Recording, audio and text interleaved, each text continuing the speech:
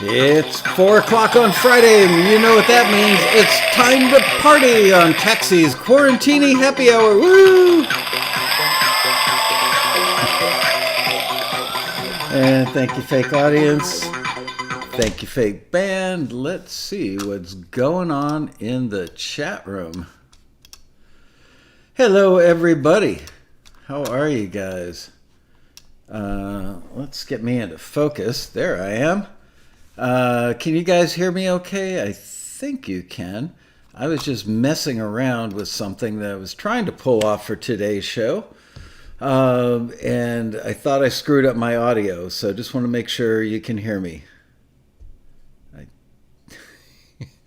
Yeah, speaking of drinks, guess what I'm having today? I am having, because you know I love my iced coffee, I'm having iced coffee. As promised, I'm going to get a little loopy today with, Patron XO Cafe.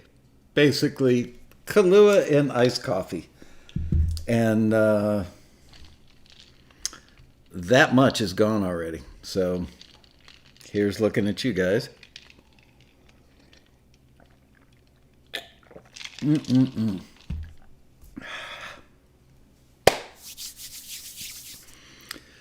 So, what should we do today?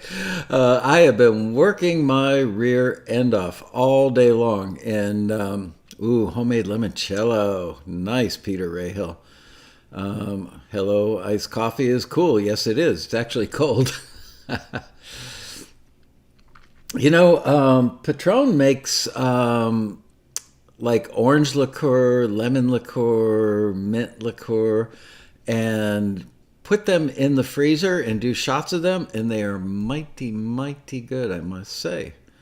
So hello, Brad Gray, Wrist That Rule, Edmund Red, Peter Rahill, Giovanni Lanza, Nancy Kalel, Andre Stepanian, Jan Weilage, Pete Mason, Kev GW, Willow, hello there. Michael and Yuka Reschke, Bob Gunnerfelt, hail, the gang's all here. Darren Moss. Darren, what are you drinking for breakfast over there? Yeah, I've got to say, the Patron orange liqueur, you can find it sometimes at Trader Joe's, but take that, stick it in the coldest spot in your freezer, make it icy cold, and you can shoot it, you can do little sips of it. I am already getting faced. I put about 2 shots in this tumbler, and I got a little buzz going on, I must say. The taxi cab is reversed today. I tried to open the trunk, but couldn't get it to stay open. Gunnerfelt is drinking Dr. Pepper. I wonder what you could mix. I bet rum would be good with Dr. Pepper. Brad Gray needs a recording tip. Getting a great Strat sound that's unique. All right, are you talking for a rhythm guitar or a lead guitar on that Strat sound? Coconut Molokai Bay? Oh, the BAI drinks, those? Is there an action figure body in the trunk? It's everybody who's ever double-crossed me is stuffed in the trunk of the cab.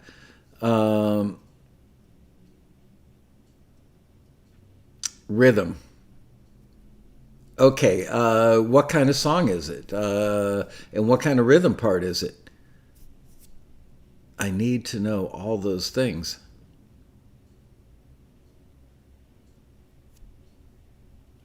It's dinner time in Wisconsin.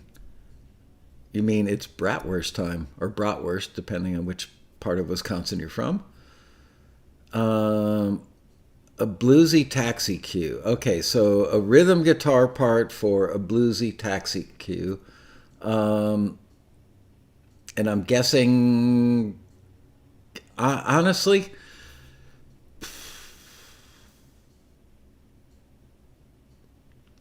probably, if you take it too far outside, then it's not really bluesy. Let's think about this. 145.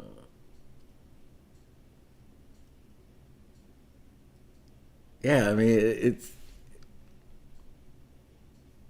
it's 4 o'clock somewhere. That's right. Um, I mean, honestly, the best Strat sounds I personally think are, a Strat going through like a Fender Twin, an older Fender Twin. Horchata drink. There you go. Yeah, blues rock in a minor key. Put it through a Fender Twin and dirty it up a little bit, but just enough that you get a little bit of dirt and not a lot of dirt. Um, yeah, super reverb. Super reverb is the one with 410s, right?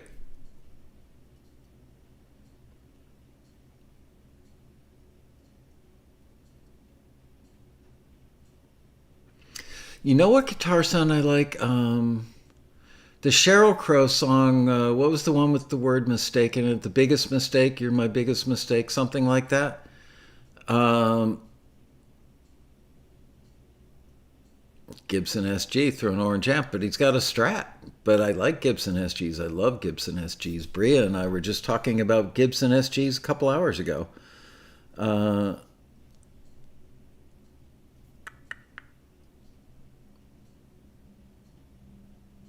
Ooh, Hot Rod Deluxe with Russian tubes. I don't know. That sounds like you might be colluding with the Russians. What will be the official drink at the virtual road rally besides Rockstar? Honestly, biggest mistake. Yeah, I love the guitar sound on that, which I believe was played bottom up, just like bam, bam. Go check out that sound. It's just dirty enough. It's got a nice bite to it, but it's got a little warmth to it. I love that sound. Um, Stevie Ray Vaughan, can't go wrong with that sound. Absolutely. Um,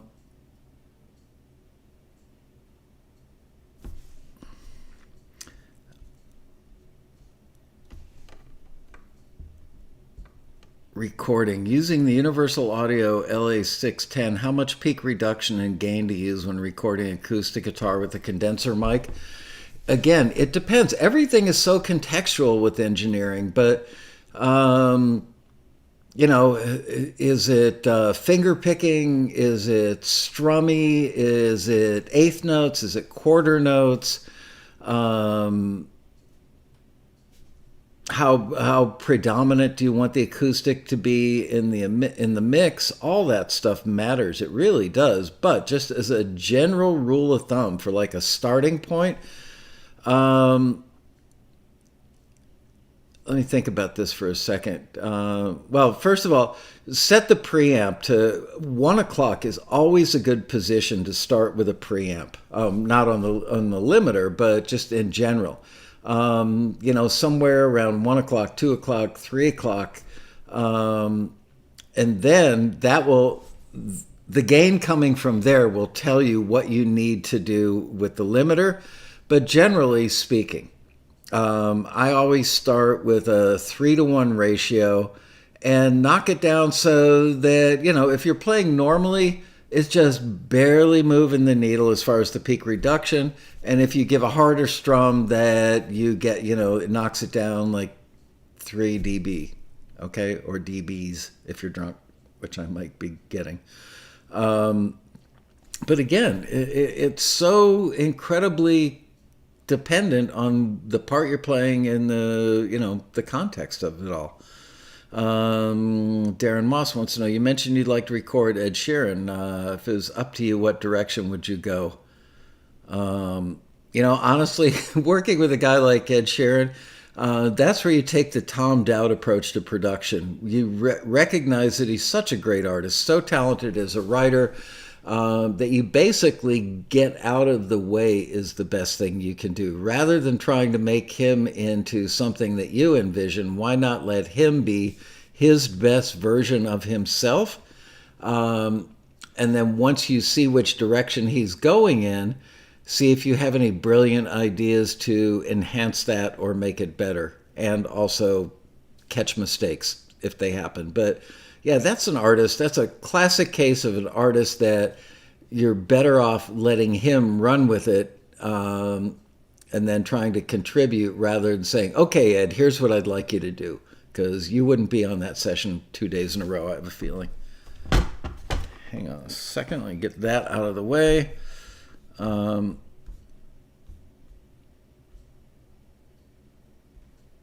I'd be content to, when I get around to getting a Blues Junior 2. There you go.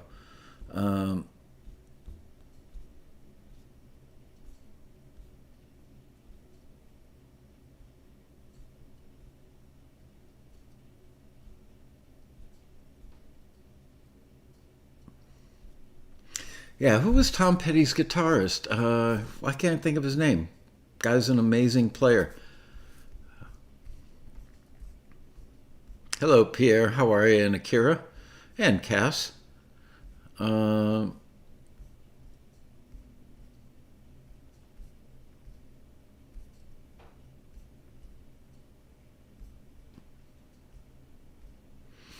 Jules Holland. Wow. Loved Mike Campbell. Yeah, um, Mike Campbell is just amazing. Um, and the combination of those two guys was even more amazing. But Mike Campbell on his own is unbelievably talented. Did Mrs. Lasco mention if she received my email I sent to Taxi about the double tree chocolate chip recipe? She has not mentioned that to me, and I just saw her like moments ago. She was down here in the kitchen, but she was busy doing something. Right, Mike Campbell's now in Fleetwood Mac. I gotta say, I've seen some of the new Fleetwood Mac stuff. Much as I love Mike Campbell, and who else is in Fleetwood Mac now? Oh, what's his name? Liz's favorite guy. Um, it's just not the same. Tony Salazzo had an issue with harmonics when stacking 12 harmonies background backing tracks of same singer. Too much EQ kills the airiness, so move notes vary slightly to help a little. Any suggestions? 12 harmonies? Are you? You're not talking about 12 notes of harmony parts, are you? Or are you talking about 12? Like three stacks of four each. Neil Finn, thank you.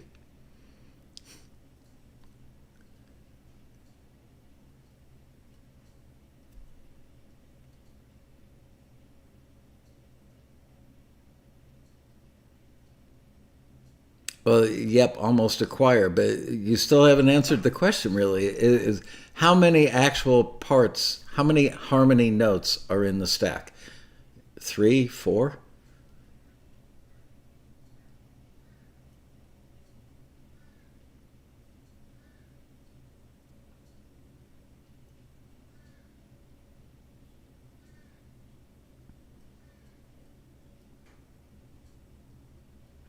I don't know if I'd be able to get Mike Campbell. I don't think I've got any connections to him.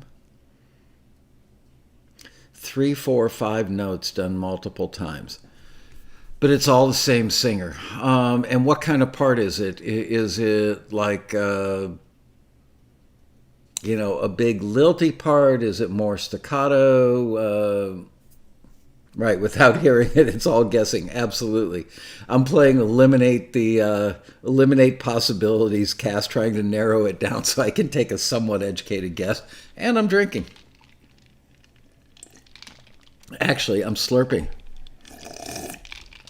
Wonder whatever happened to the guy who was complaining about my slurps. The Noive. And Il Rosso's right. Ideally, you would not use just one singer for stuff like that. Nope, today Bria is doing the show. Ariana is off today, and member services is the amazing Liz.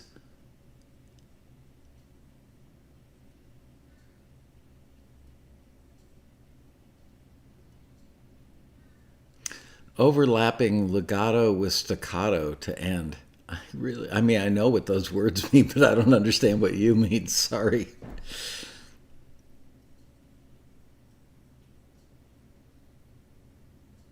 Yep, Benmont.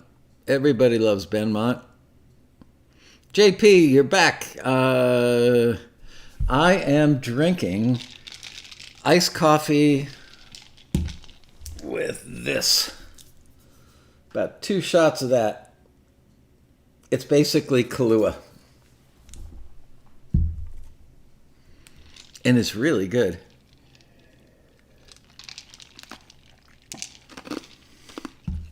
All right, I'm chewing ice. Mr. Person who hates me slurping. I'm a terrible talk show host. Now my mouth is frozen.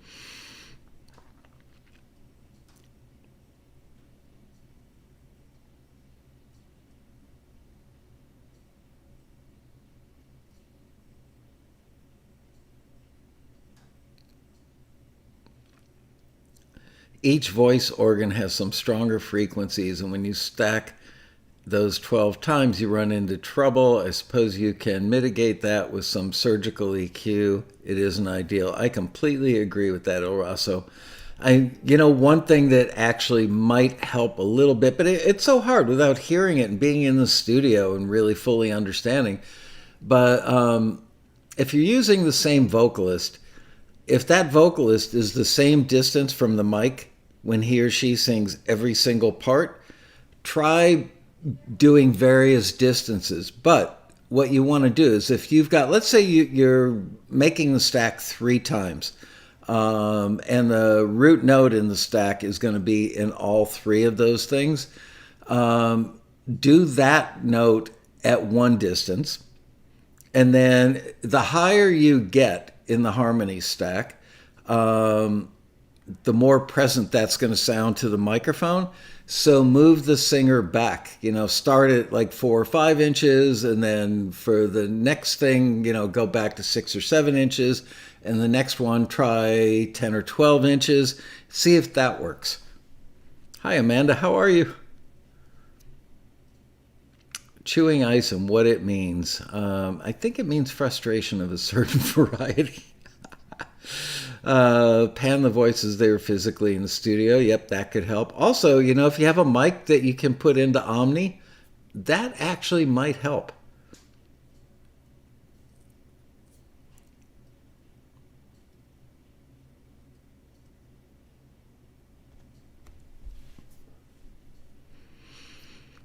It's 4:19. Let's somebody ask another question. By the way, I reached out to Gato Blanco's publicist and manager and heard back that Gato cannot join us for the show on Monday. So I played my emergency guest card and asked Rob Shirelli if he could join us, and he will be here. And rumor has it he is going to give away to everybody in the live audience a key code to get a download of some of his software. I was looking at his software, his plugins earlier, just really cool stuff. Let's talk fishing. Oh man, what I wouldn't give right now to get on a plane. This is the absolute perfect time of year to go tarpon fishing in Cancun. I bet it's really easy. We actually own a timeshare, a Westin timeshare. Gee, what a surprise, a Westin anything. And we have essentially like a 2-bedroom apartment on the beach in Cancun, and it's a really cute place with a full kitchen and a kitchenette for the second bedroom, by the way. And we haven't been there in a year. And we can go to any of the Westins and use the points or whatever they call it. But people always say, timeshare is a bad investment. We have not found that to be the case because we were spending more money on getting hotel rooms than it turns out that we spent on the timeshare. And the timeshare actually, you get a hotel room, you don't get multiple bathrooms and a full kitchen and a dining room table and a living room and a couple of TVs and all that stuff. So especially when you're a family, it just makes so much more sense financially. And the fact that we can trade the timeshare points and stay at any of the Westins or Sheratons or now any of the Marriott subsidiaries because they're all one thing. But I just love fishing in Cancun. It is awesome. I can go in a cab 5 minutes to the marina, get on the boat with my favorite guide, Mauricio, and 5 to 7 minutes later, we're at the spots and fishing. And anything from tarpon to snook to permit to snapper to I've gotten ladyfish down there. What else? Bonefish. I mean, just anything you can imagine in shallow water. You don't have to worry about getting seasick. Not that I'm so prone to that, but it's just awesome. I love fishing. Um,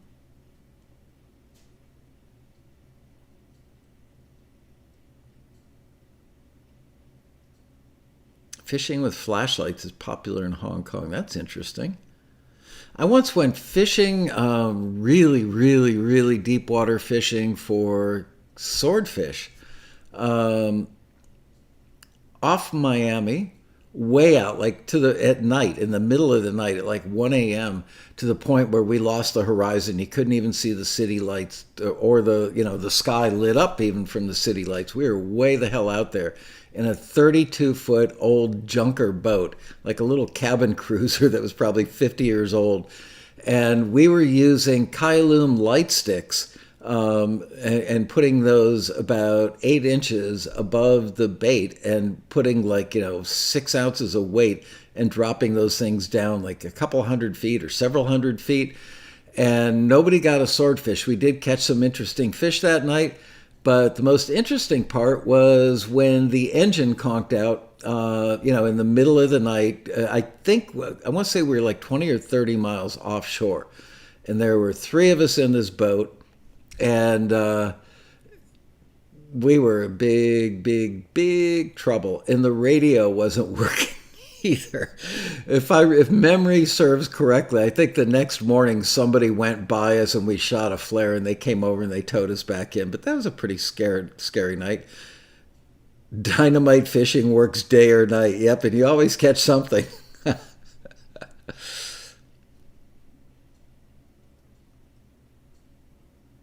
Isn't a snook something you wear around your neck? No, a snook is actually a type of fish. Amanda, apparently you missed the show where I showed pictures of my favorite snook.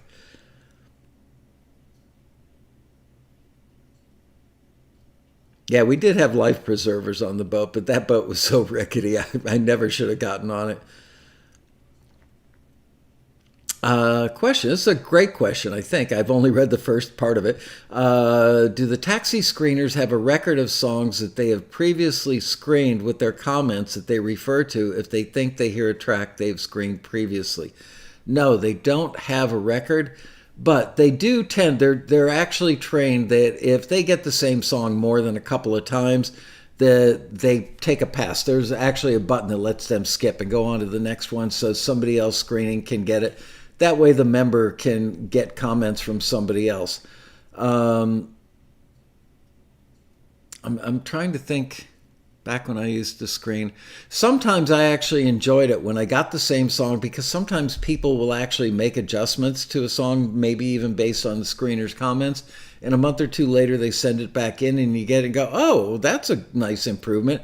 So it gives you the opportunity to say, wow, good job on fixing the vocal part. Now that that's done, you should, notice the bass and the kick aren't locked up very well together.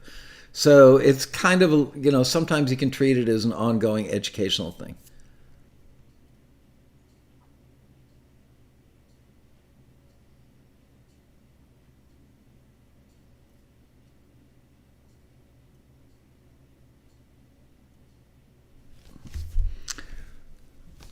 Geez, that's, I don't know what P&E means. Very unsafe behavior for the boat and the crew. Yeah, well, we were in our 20s. Um, and you know how 20-year-olds feel invincible.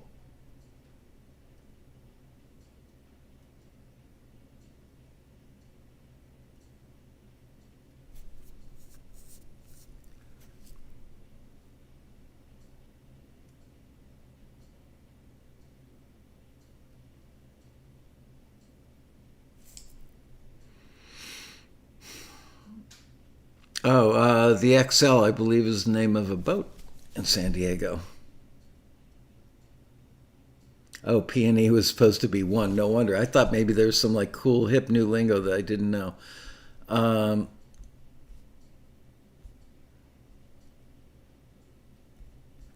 yeah, that was a very unsafe boat and crew. Yeah, it was.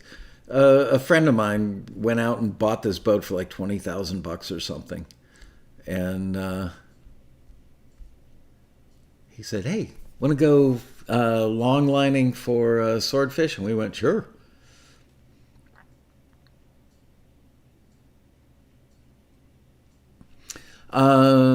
Submissions that go back to June 25th. Are you talking deadlines of June 25th? Because, yeah, right now, the screeners are running a little longer than normal just because they're all working remotely and they get distracted. We do find that's the one disadvantage to the screeners working remotely is they are less responsible about getting stuff done. In the office, they're more prone to work the 4-hour shift, and they've got an overlord that kind of keeps them on track. Even though Eric on our staff is in charge of making sure that the screeners are staying on track, it's a little harder when you're texting them and emailing them and calling them. And they go, "Oh yeah, yeah, man, I meant to finish that up yesterday. I'll get to it today." And then they start, and then they got to go pick up a kid from a friend's house, or somebody's got to go to a doctor, or whatever. So, but the rule of thumb is about 3 or 4 weeks, and we more or less guarantee, using that word a little loosely, that should be about a month. So, where are we at today? The 24th. So, you should start hearing back on the stuff. If a deadline on the 25th, you should start hearing back. Rick Cabot Podmore says, "Can't believe I lived past my 20s." I think that's pretty much true for a lot of us.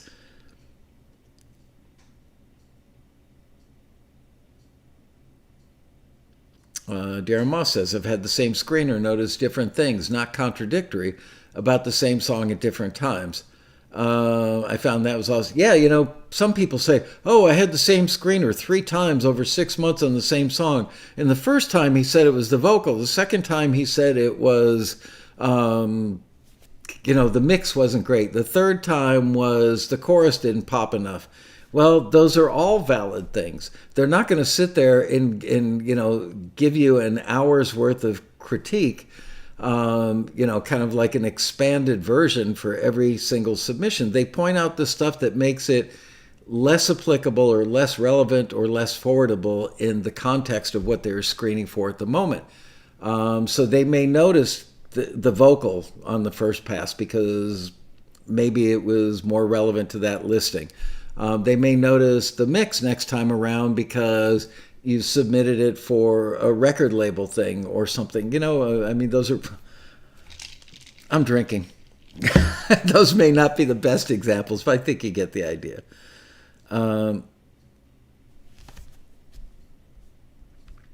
If a screener gives some good advice, can I ask specifically for that screener to do a custom review of the improved song?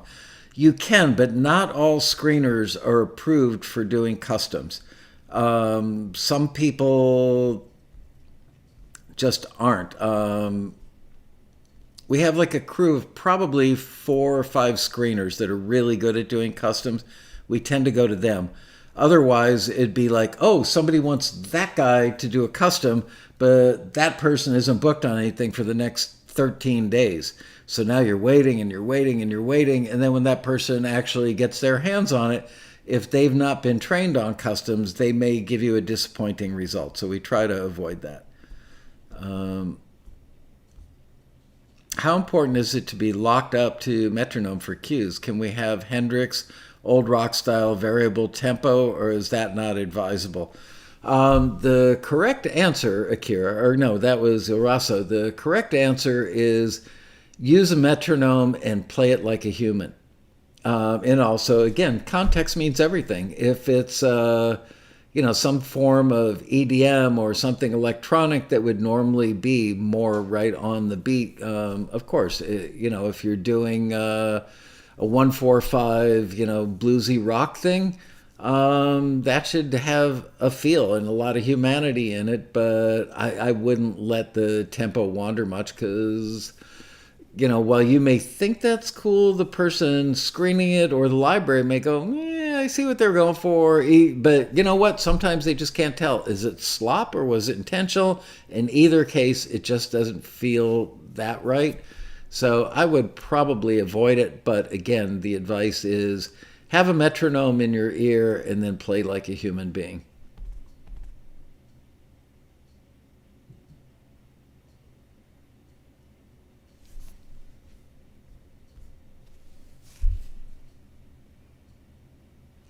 Next time I'm in Ireland, that would be the first time I'm in Ireland, but thank you. I would love to go salmon fishing.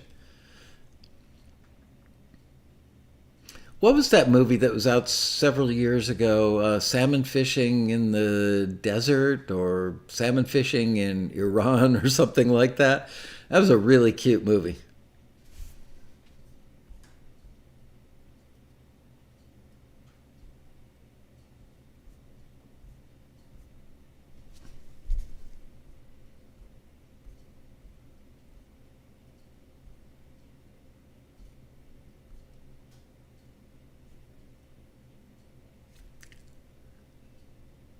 El Rosso, you're on your game today. El Rosso adds to that question about whether or not to cut with the metronome. Also, editability goes down with a varied tempo. You are so right. Good observation.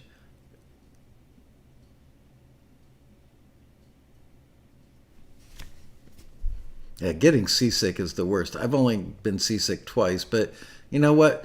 Take Dramamine a half an hour before you get on the boat. You'll be fine.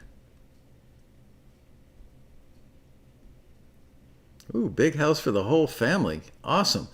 They can sit there and drink Irish whiskey while I go out fishing. Thank you.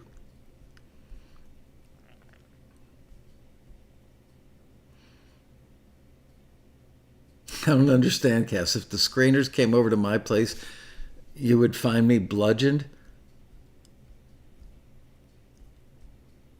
or would you find the screeners bludgeoned?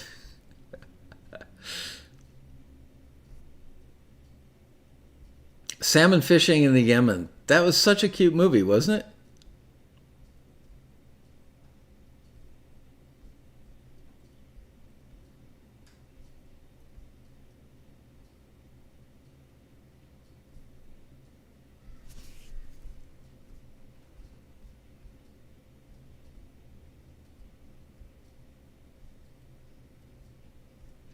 Oh, Darren, you finally got the studio set up. Good job.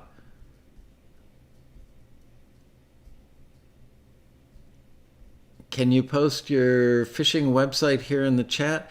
I don't think it allows you to post a link, but if you email it to taxitv at taxi.com, I believe that Bria can repost it because she's a mod.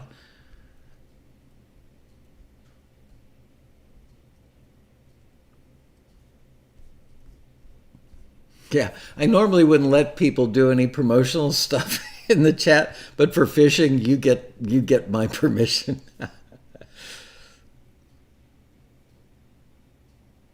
Changing diesel fuel filters on my back in 15-foot swells on the yacht in a 45-footer. Ouch.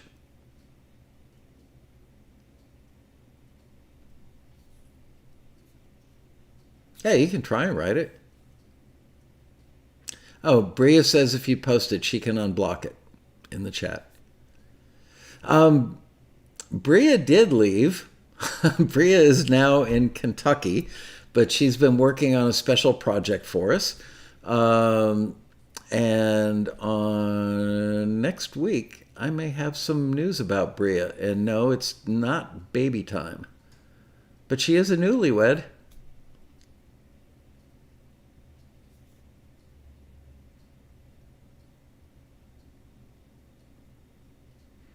Yeah, and Bree is actually filling in for Ariana today.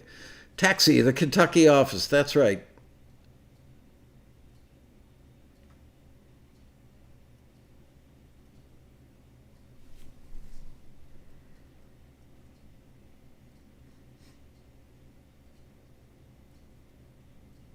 Joe Ledesma.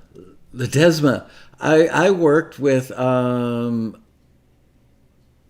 was his name? Ish. Ledesma, back in Miami in the late 70s. I'm planning to join Taxi. I was curious. See on the web page a Submit Music tab. Is that tab for submitting for listings or just randomly dropping songs? It's for, actually, if you click on that, it will take you to see all of our listings.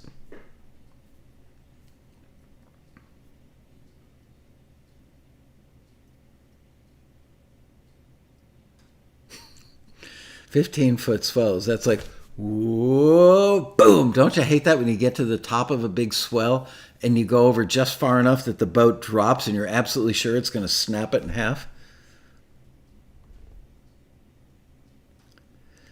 Joanne, I can never remember to pronounce Ledesma. Anyway, she was a taxi screener for a minute, probably 15 years ago.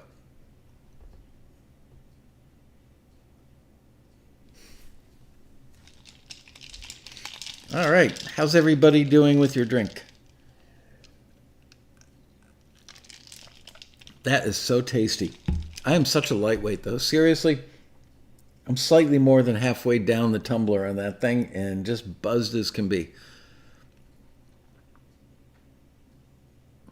No, this anybody can join us for Taxi TV, or especially the happy hour. They might be underimpressed.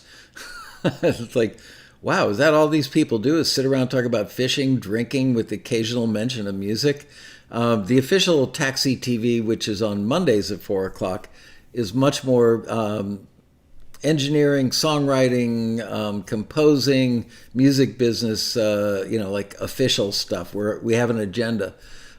These shows are often whatever they turn out to be because we're just hanging out being buddies. Joanne owns a huge library catalog now. Well, I hope I was nice to her back in the day. Um, Yep, and the forum is open to anybody at forumswithans.taxi.com. Hey, did you guys all do give us a like today?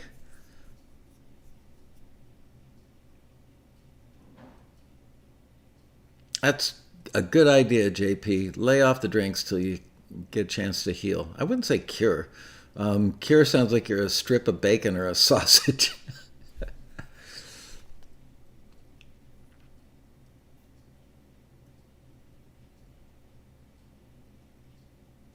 Come in the fall, I will guide you on the rivers for salmon. Sounds great to me.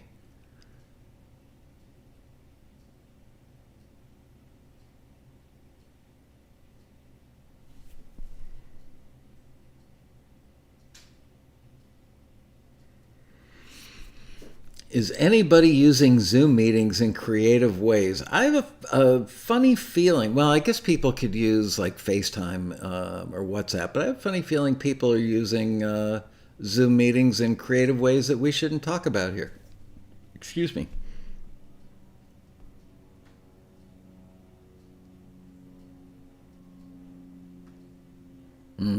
Bacon. We have a member named Jimmy Carvalho. That guy, bring up the word bacon, it's a half-hour discussion.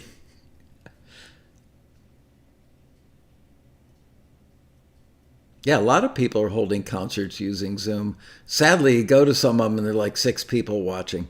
Um,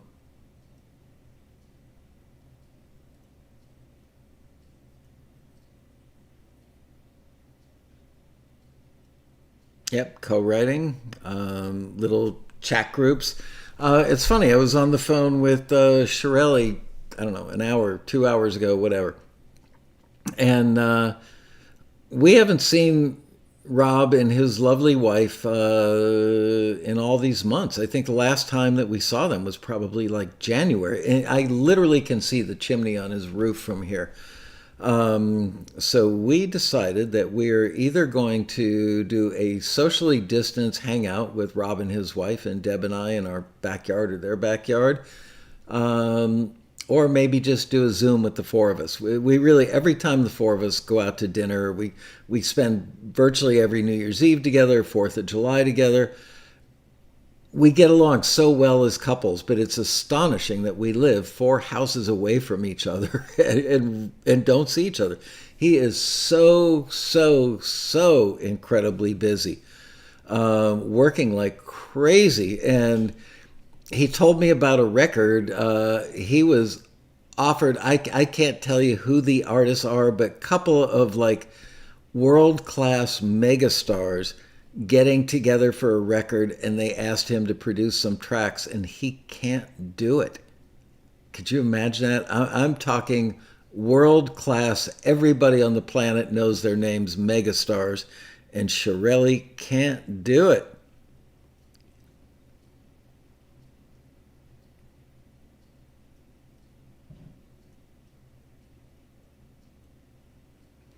Let's do an episode with ML and Rob drinking and stuff. You know, Rob's always trying to get me drink whenever we're over at their house. Lasco, what can I make you? Have a drink, man. Um,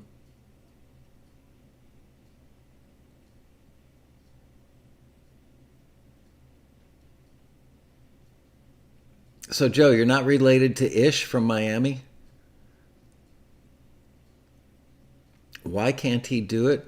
A combination of reasons. A big part of it is social distancing and COVID related. He's going to talk to them further to see if he can produce tracks. He's just literally locked himself in his home studio. Um, is doing these amazingly big records. Working, he took a 3-car garage and took one of the bays in the garage and turned that into a really functional room that he knows like the back of his hand. And that's where he does the vast majority of his work. I mean, he still sometimes goes to big studios, but not since COVID. A lot of the big studios aren't even open. So that's one reason. Um,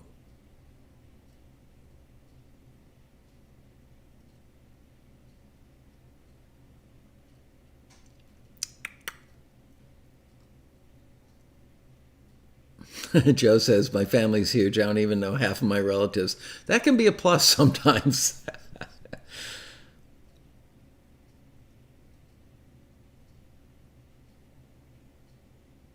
Yeah, Rob would be shocked that I'm having this drink today. I'm serious. Alcohol just doesn't do it for me. I mean, I've got a little buzz, but now I'm like, I'm sleepy. I feel a little bloated. But I'm glad I'm hanging out with you guys, you know. I wouldn't want to feel like this. Like, I'm not the kind of guy who can go to a party, have a drink, and become sociable. Because basically, I'm antisocial anyway. Um, so some big records are being made over my fence. Yeah, I mean, huge records. The guy's got 4 Grammys. It seems like lately he gets a new Grammy like every other year. And the funny thing is, the ironic thing is, Rob is like the probably the top mixer guy for gospel records, which is not an area of expertise for him. Now it is, but it didn't used to be. It's not like he grew up in the industry making gospel records, but he made one. I'm guessing maybe the first one was for somebody like Kirk Franklin. The record became a hit, and then everybody said, "Oh, I want that guy." And Rob is like the most in-demand guy.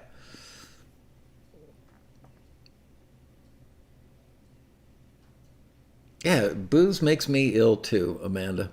I'm just doing it for you guys today. I'm taking one for the team. Aw, thanks, Spring. Um, Mojo, you're here. How are you, dude? Where you been?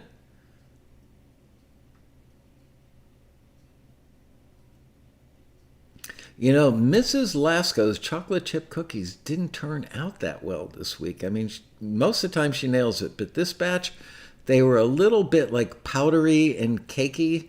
I like them when they're more like bendy, if you know what I mean. Uh, Paul House just woke up, checking in, going back to bed after this. That's funny.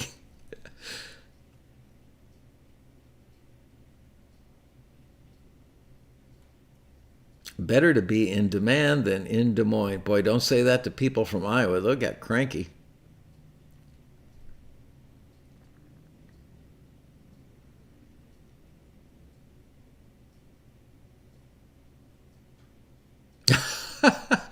Hey, JP, how about what's the nickname for that little store right off Music Row? Oh, Murder Mart. Many years ago.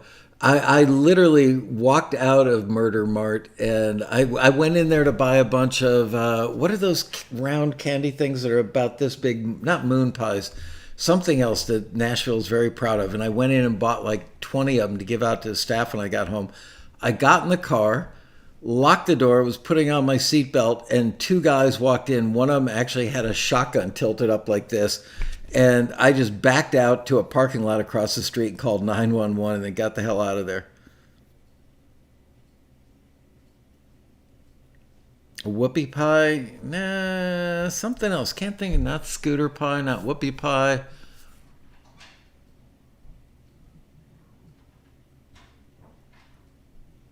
I can't think of the name of those things. They're really good. Um, a cow pie. Oh man. Now I'm craving cookies, but I have no butter. I know, Darren, I can't believe it's almost August either. And yes, a very bizarre year.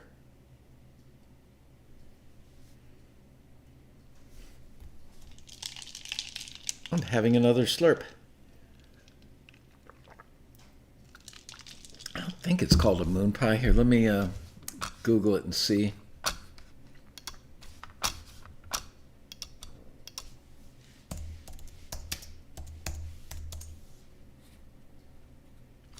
Nope, not a moon pie.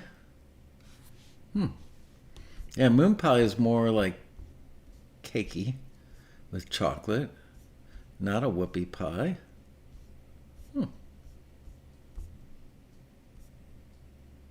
I remember one of my first trips to Nashville.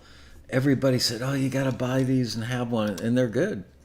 So I can't remember.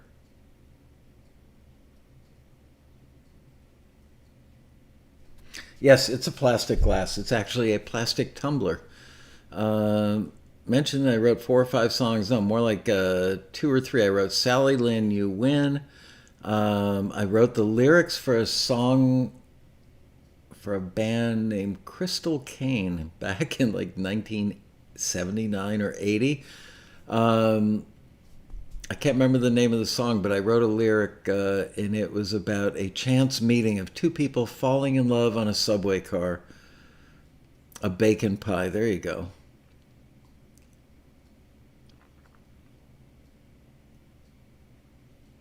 Not a ring ding, not a yodel, not a yodel.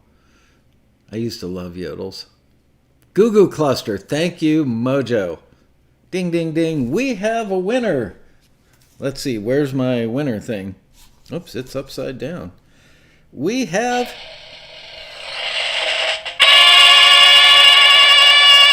a winner with Goo Goo Clusters. They are good.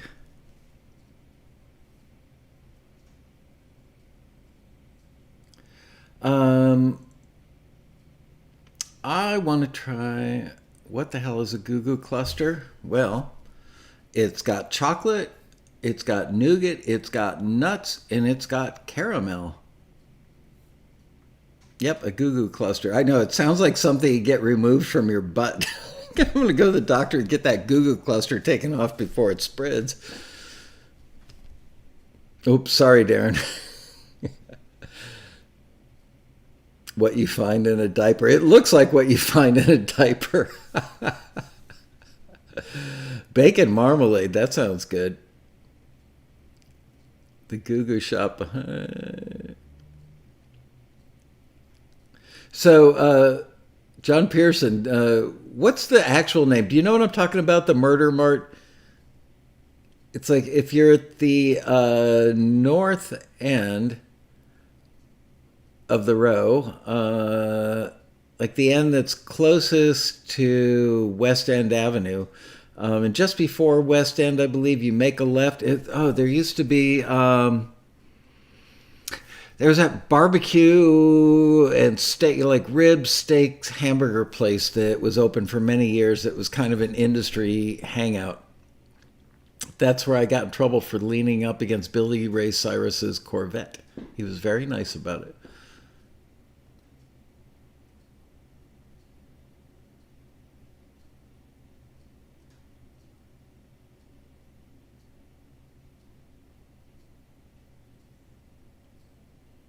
Yeah, this place was just, it was like a little 7-Eleven, but not branded with any particular thing. But everybody called it Murder Mart because so many people that worked there had been killed, while making change for a pack of smokes or something.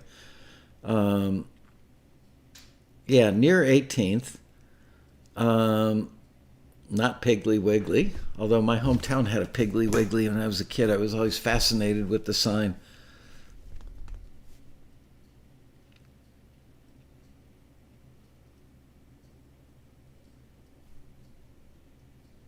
Yeah, Goo Goo Cluster, not a wagon wheel here. Did they have trouble getting staff? No, they had trouble keeping them.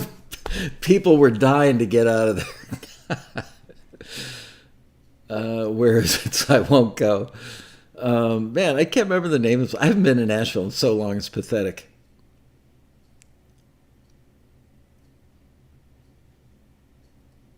I remember I went to with my parents when I was probably like 12 or 13 years old. Nothing much ever happened in my hometown, and somebody opened up a new funeral home, and my parents got invited to the grand opening, and they had picked me up from something, like band practice or something. So why don't you come with us? Okay. So I went. My mother walks in. My mother is like me, not a good drinker. And the owner of the place walks up to her and says, "Oh, welcome. I'm so glad you came." And she goes, "Yeah, people are just dying to get in here." JP says, "Not sure if it wasn't a bar. I didn't frequent it." Well, people went there for 40 ounces in paper bags all the time. Yeah, it's one of those places where there's always some down and out person with a 40 in a bag standing in front, asking people for change, or teenagers saying, buy me a six pack and I'll give you a fiver. Okay, I'm going to have to Google this.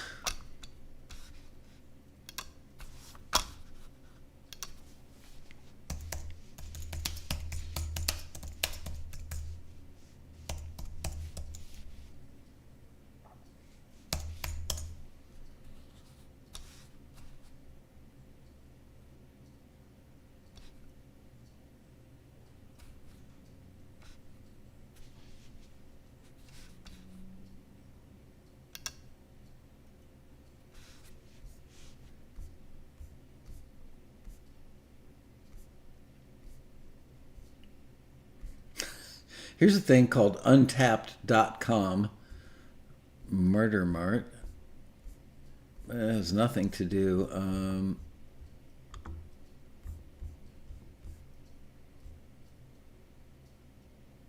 There's a comedy club in Belmont named Murder Mart.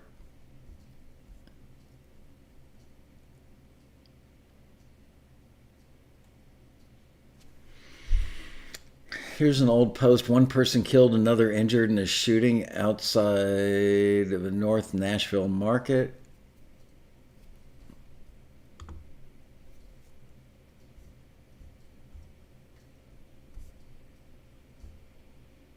This would be at 26th Avenue North and Clarksville Pike. That's not the area I'm talking about. Oh, well. I guess I will never know what the murder. Um,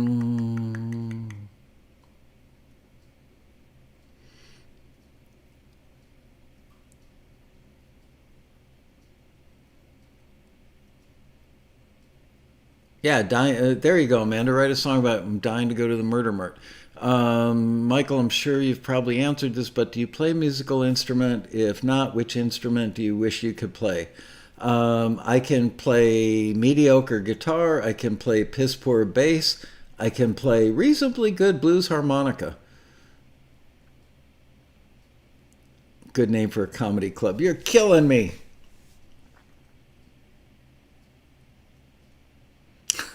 Amanda, you didn't know that the people that drink from a paper bag are trying to hide what they're drinking? Nice going, Mrs. Mason. Pete's wife just made a vodka tonic that's missing the tonic. Nice.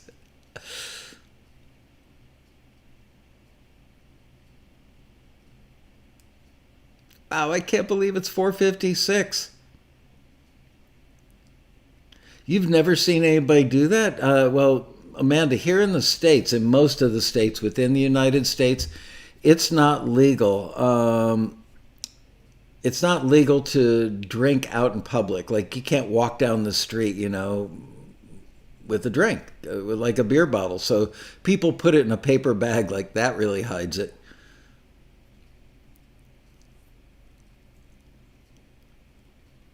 Pierre says he'll give me Skype sax lessons when you have the time. Uh, Thanks, Pierre, but I'm straight. Oh, that's a sax.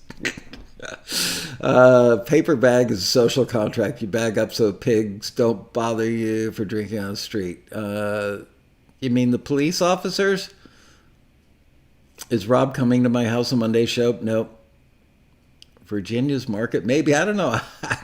Here, let me Google it and take a look at Virginia's market to see if that's it. When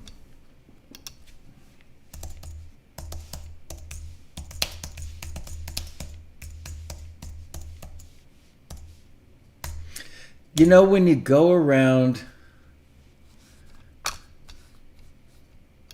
the circle, if you go around the traffic circle, do you remember where American Songwriter used to be in that building, just off the row? So if you go around the circle and then you make a right at the building that used to be American Songwriter, still could be for all I know, and go about 100 feet, it was on your left, if memory serves. Like I said, it's been a long time since I've been there.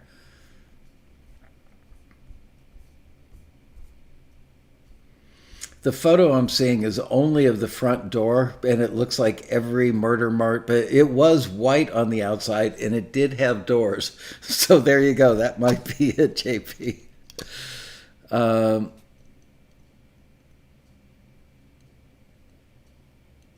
Who won the music program that helps you organize your personal catalog? Honestly, I don't know. That was Composer Catalog. And which, if you haven't checked it out yet, please do. I make nothing for recommending it. I just know many taxi members have it, find it to be extremely useful, and it was in fact built by Keith LeBrant, and like he's one of you guys. Excuse me, yeah, the Naked Statues Circle. I've been going to Nashville for so long, it was before the Naked Statues appeared. I remember the first time I went when the Naked Statues appeared in the circle. I was like, holy crap, where did those come from? Oh, Bria just posted you a link.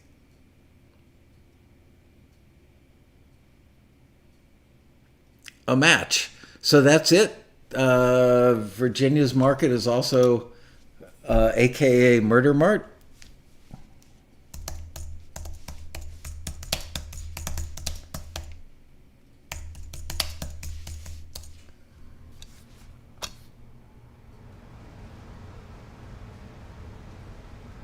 See, here you go. Facebook. Virginia's Market. Locals lovingly call it the Murder Mart.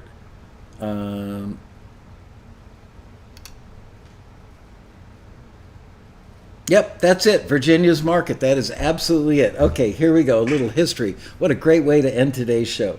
Virginia's Market. Locals lovingly call it the Murder Mart because of the killings of Martin Thomas Pack in 1977 and Julie Riley in 1989, back when it was called the Minute Saver Market. Before all that, though, there was a two-story brick house on the corner of Division at 703 18th Avenue South, built in the early 20th century. And for 2 or 3 years during the 1950s, Myrtle Allman, grandmother to Dwayne and Greg Allman, lived in that house. Greg Allman often recalled spending summers at his grandmother's house. Frankly, I'm surprised he could remember much of anything.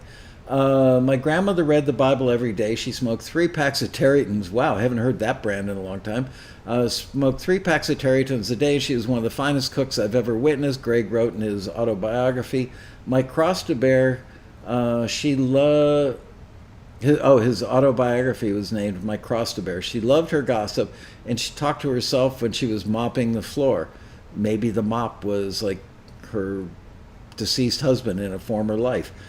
Greg Allman, the brothers, Jerry Allman, sorry, the mother, Jerry Allman, the brother's mother, try and say that 5 times in a hurry, worked at a nearby auto parts store in what's now the footprint of downtown Subaru Hyundai. Apparently in the summer when Dwayne and Greg were out of school, she'd take the boys and drop them off at their grandmother's house while she went to work a few blocks away. Shortly after Myrtle moved out, going to live with one of her sons in another part of the city, the house was torn down and replaced with the building that is now Virginia's Market. I can't believe I'm looking at it. Yeah, that's the place. See that? I have a memory.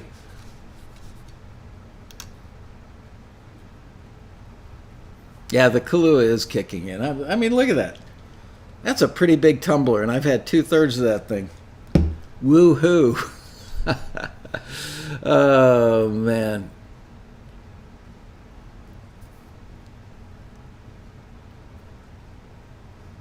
All right. Well, it's 5:02, guys. I think I'm going to have to, you know what?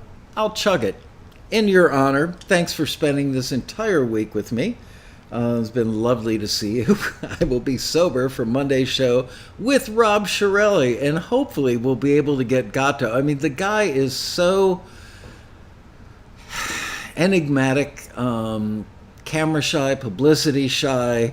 The music is really, really cool. So yeah, hopefully we can get him out of the studio and you know, and not so shy. Anyway, here's to you, ladies and gents.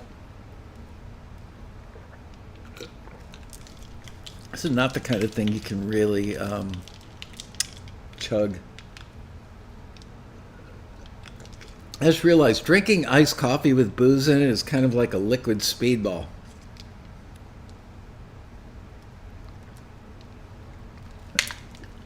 All right, I'm going to gag if I chug any more of that. All right, you guys, have a great weekend. See you Monday for the big show. And maybe if you're lucky, I'll tell you what the big announcement is. We're very happy about it. Shh. Wait, don't tell them anything. Bye, you guys. Thanks for hanging. Thumbs up. Don't forget to subscribe. All that kind of stuff. Why, thank you, Nancy. Mrs. L will have fun tonight. Now she'll be watching me passed out. Bye.